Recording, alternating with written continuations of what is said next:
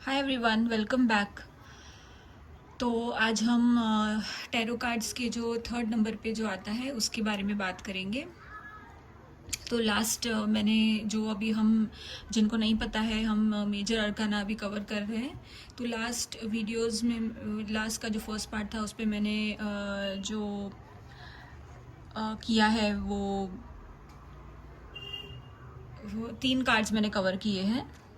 और अभी हम बाकी के जो है वो कवर अप करेंगे।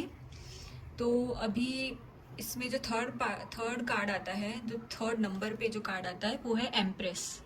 ये सबसे ब्यूटीफुल कार्ड है। एम्प्रेस वीनस की एनर्जी को दिखाता है। और इसमें अगर पूरे पूरे टैरो डेक में अगर सबसे पॉजिटिव अगर कोई कार्ड है तो वो है एम्प्रेस। इसमें सब कुछ पॉजिटिव चीज़ें आपको दिखाई देंगी, एक भी इसमें नेगेटिव चीज़ नहीं है। ये बिल्कुल प्योर पॉजिटिव कार्ड है। इसमें ये एक एम्प्रेस है जो कि एक महारानी बोल सकते हैं, जिसके सर पे क्राउन है, जिसके हाथ में वॉन्ड है। और जो जो बहुत ही ब्यूटीफुल कपड़े पहनकर, एक ब्यूटीफुल सा गाउन पहनकर बैठी है और एक सिंहासन पे बैठी है। इसके आसपास बहुत सारी हरियाली है, खेती है और ग्रोथ है, ट्रीज़ है और येलो बैकग्राउंड है। दैट मीन्स ऑफ कोर्स ये एक पॉजिटिव कार्ड है। और इसका मतलब ये है कि ग्रोथ, अबंडेंस, पैसा और जो भी पॉजिटिव आप सोच सकते हो लाइफ में, लग्जरी, ये सब कुछ ये कार्ड दिखाता है। तो ओवरऑल ये एक वीनस की एनर्जी है जिसमें एक लेडी की भी एक एनर्जी आती है और जो बिल्कुल एक पॉजिटिव, जब भी ये कार्ड निकलता है तो ऑफ कोर्स आप बोल सकते हो कि सब कुछ पॉजिटिव ही पॉजिटिव है। तो अब हम चलेंगे नेक्स्ट कार्ड की तरफ।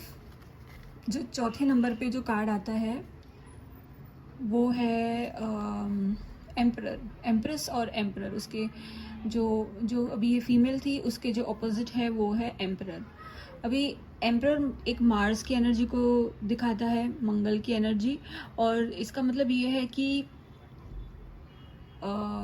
ये एक कोई ओल्ड एज आदमी है, जैसे कि हम ये सफ़ेद दाढ़ी देख रहे हैं यहाँ पे। तो इसका मतलब ये हुआ कि ये कोई एक ओल्ड एज आदमी है जो कि एक सिंहासन पर बैठे हैं, एक बहुत बड़े सिंहासन पर बैठे हैं, जो कि किंग है, किंग ऑफ द किंग्स है। और इसमें ये भी दिखाई देता है कि इनके पास ये सिंहासन पर लगे 2 बलि है जानवर की। तो पहले के ज़माने में जब जो एम्परर होते थे, जो किंग होते थे, वो जब कोई बड़ा शिकार करते थे तो उनकी वो जो चेहरा, उनका जो फेस होता है जिस एनिमल का, उसको वो अपने घर में रखते थे, उन अपने महल में रखा करते थे, दिखाने के लिए अपनी जो अचीवमेंट है उसको एक अवार्ड की तरह दिखाने के लिए उसकी रखते थे वहाँ पे उसकी बलि। और यहाँ पे इसके ये रेड कलर है तो ये मार्स को दर्शाता है, जो कि एक बहुत ही पावरफुल आदमी है, मेच्योर आदमी है। क्योंकि इसकी सफ़ेद दाढ़ी है तो ये हम एनालाइज कर सकते हैं कि ये काफ़ी मेच्योर कोई ओल्ड एज आदमी है जिसके पास बहुत एक्सपीरियंस है। और जो इंसान के पास बहुत पावर है, ये जो एम्परर की जो पावर हम देख रहे हैं यहाँ पे, तो ये एक पावरफुल इंसान है जो अपनी चलाना चाहता है, अपनी ज़िद रखना चाहता है, अपनी हिसाब से करना चाहता है।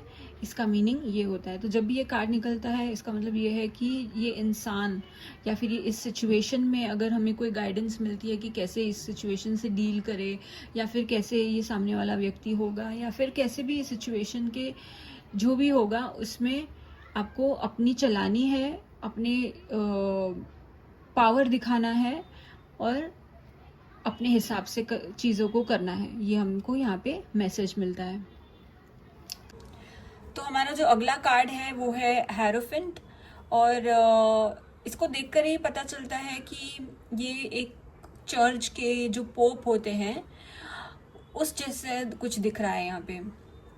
चर्च के जो फादर होते हैं, फादर बोल दीजिए या फिर पोप होते हैं, जो मेन वहाँ पे पुजारी होते हैं, हम हमारी भाषा में कह सकते हैं कि जो पुजारी चर्च के अंदर मौजूद होते हैं, ये उस तरह के कुछ दिखते हैं, एडवाइस देने वाले या फिर किसी को सलाह देने वाले, अच्छा बुरा पूछने वाले।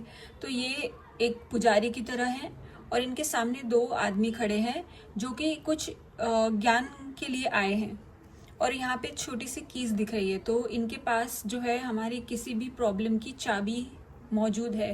तो इस कार्ड का मीनिंग ये भी हो सकता है कि जो चाबी, जो प्रॉब्लम की जो सोल्यूशन है, जो चाबी आप ढूंढ रहे हैं वो आपके पास ही है।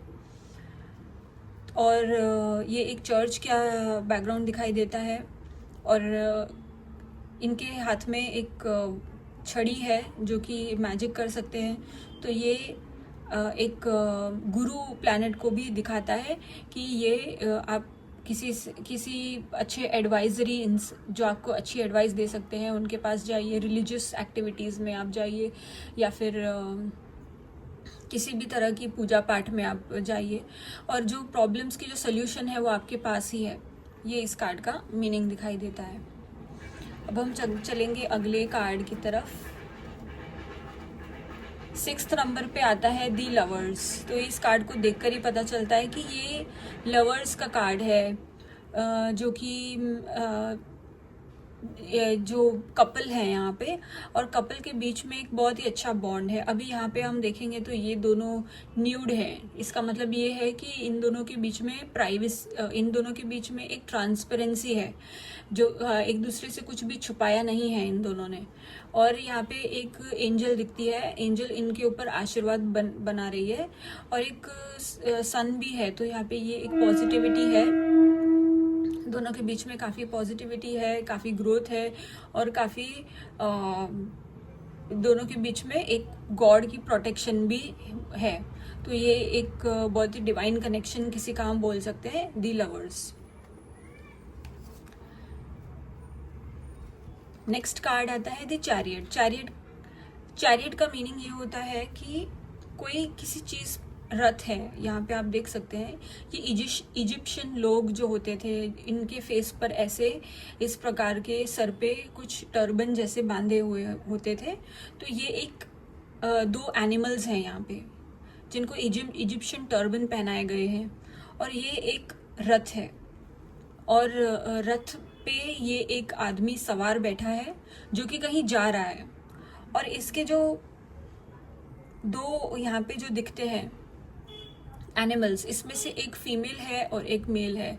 और जैसे कि मैंने आपको पहले भी बताया था कि एक पॉजिटिव और एक नेगेटिव, तो ये एक ड्यूअल कार्ड है, पॉजिटिव और नेगेटिव। तो यहाँ पे एक पॉजिटिविटी भी दिखती है और ब्लैक में नेगेटिविटी भी दिखती है, और ये ड्यूअलिटी भी दिखती है कि इसमें ये एक ड्यूअल पर्सनालिटी का भी आदमी हो सकता है। तो इसका मतलब बेसिकली ये होगा कि ये कहीं पे बैठ के ये कहीं पे जा रहे हैं, तो इसका मीनिंग ट्रैवलिंग भी हो सकता है कि कहीं पे आप ट्रैवल कर सकते हैं, कोई फॉरेन कंट्री या फिर कहीं पे भी आपको ट्रैवलिंग का मौका मिलेगा, और या फिर कोई ट्रैवल करके आपके पास आना चाहता है। ट्रैवलिंग का बेसिकली ये कार्ड निकलता है।